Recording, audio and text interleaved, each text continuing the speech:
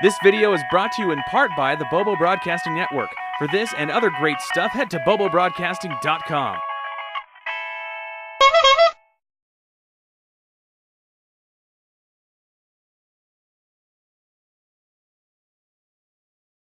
So if you take the movie Borat, replace the documentary style with regular movie footage, replace the unscripted real-life interaction situations with an actual plot, and replace the idiot journalist Borat with a dictator from a fictional African country that is not only an idiot, but a complete jerk face as well, mostly anyway, you kind of get a basic idea of what the dictator is all about. At this time, the dictator is riding the proverbial line between rotten and fresh on RottenTomatoes.com at around 60%. Despite Roger Ebert's claim that Cohen is the best comic filmmaker now working, I had low expectations. But hey, it was either this or Battleship, the movie Michael Bay handed off to his understudy because even he was too embarrassed to be a part of it. Lo and behold, I was surprised to see that this movie was overall quite funny. Well, about 60% of the time anyway.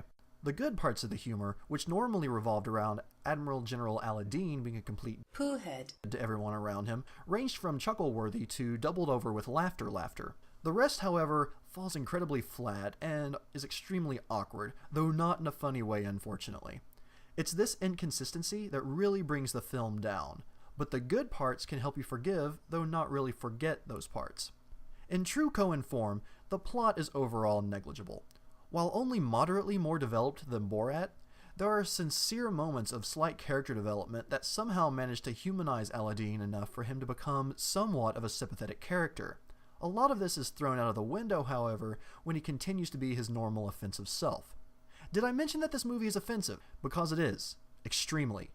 In order to see this movie and guarantee that you won't be offended, no guarantees whether you actually find it funny, you must have an open mind and be willing to laugh at anything. Even the jokes that hit home for you personally. If Cohen is anything, he's an equal opportunity insulter.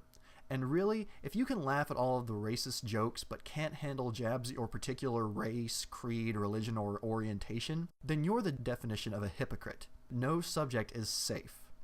Realistically, you already know whether you want to see The Dictator or not based on the trailers and Cohen's movies that have come out before. For those that are considering seeing it, I'll break it down so that you can get maximum enjoyment from your experience. 1. Go in with low expectations. No matter what I score it, no matter what Roger Ebert or your favorite critics might say, have low expectations of this movie. 2. Don't compare it to Bruno.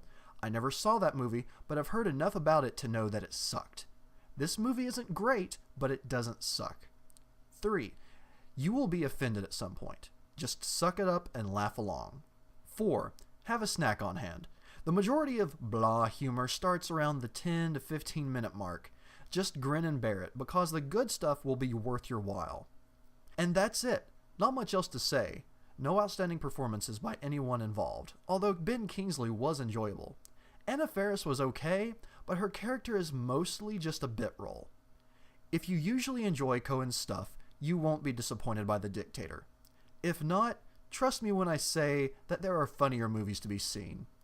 I give The Dictator 6 out of 10. I'm Papa Ken, and I'll see you next review, hopefully in my usual format.